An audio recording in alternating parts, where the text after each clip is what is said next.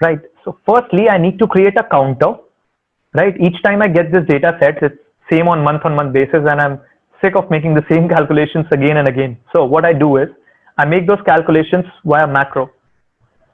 So what I do is I need to create a counter for the representatives, right? How many times is Jones occurring and what occurrence of Jones it is, Jones, right? So if this is the first occurrence, this would be the second occurrence, this would be the third occurrence.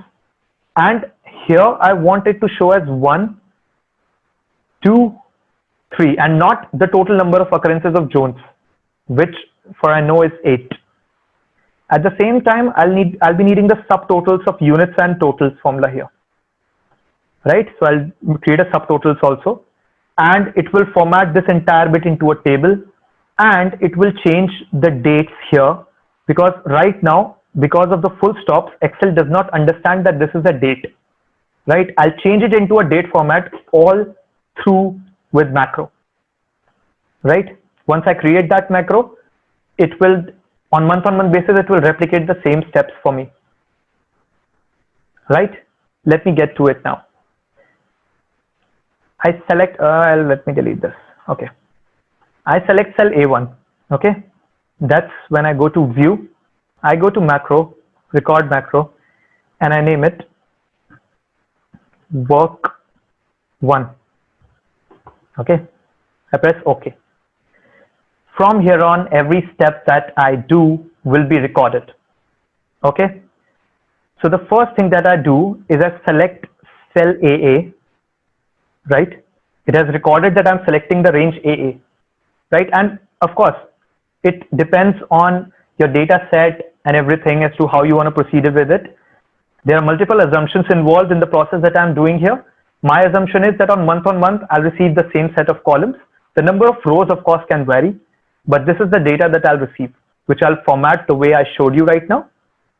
And I'm going to proceed now. So I press Control H to go to the replace screen.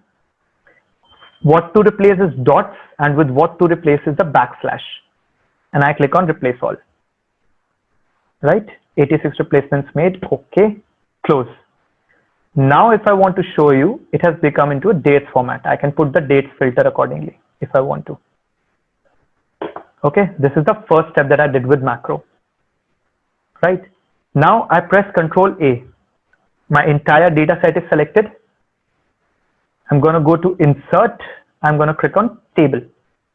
It shows me the values here. I select OK.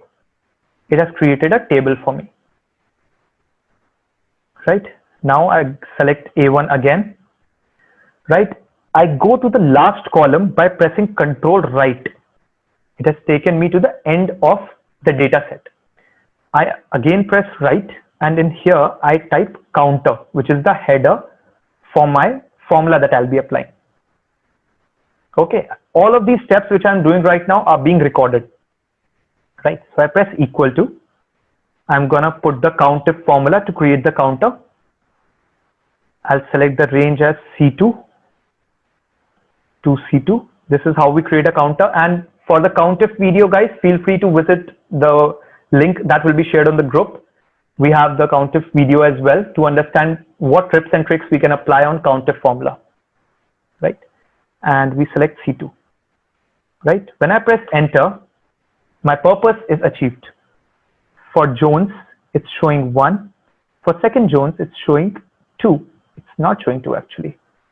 There's some error that I've made. I think it's the space bar. Correct. There was a space which was added to the first Jones, and now it's showing 1 for Jones 1, 2 for 2, 3 for 3. Clear? I've created the counter now. Easy enough. I go to A1 again. I press Alt-IR to insert another row. Now, the number of columns, of course, will stay the same, right? But what if the placement of column changes? I'll have to be prepared for that, right? My macro needs to be prepared for that. These are complex problems which you need to answer and which come across to you while you're actually working on data sets. So I'll press Control F, and now I'll select units. I could have directly clicked on E1 also because I know it, but the macro wouldn't have worked that way, right? So macro will find units. I'm going to close this. I'm going to go to the cell above units, right? And I'll type the subtotal formula,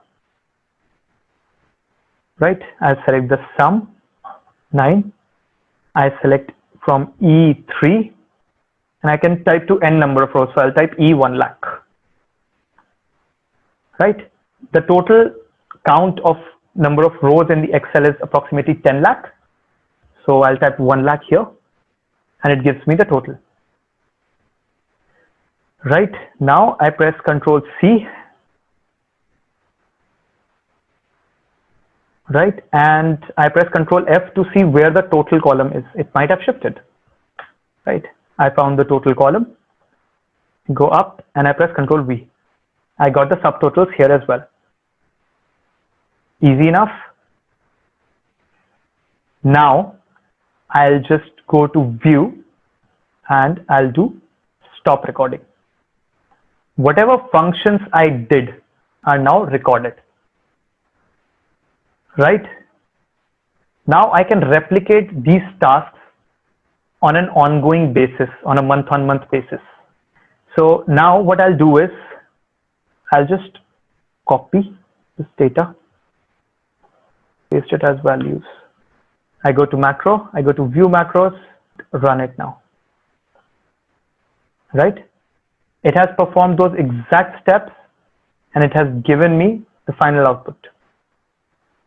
I've got the dates, I've got the subtotals, I've got the counter, right? So I'll go on Google, right, and I'll search that.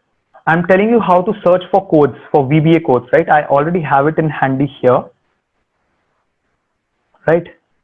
I already have it in handy, but I'll just show you as to how I can find. So identify or select, I'll say select all cells, all working cells in Excel VBA, right? So there will be multiple sites which can give me this particular tool or this particular command in VBA. Thanks for watching, guys. Check out the description for further details about our Facebook page, our website, and don't forget to share this useful content with your friends and family. Please like, share, and subscribe to our channel, Yuja Mascot Consultancy Hub.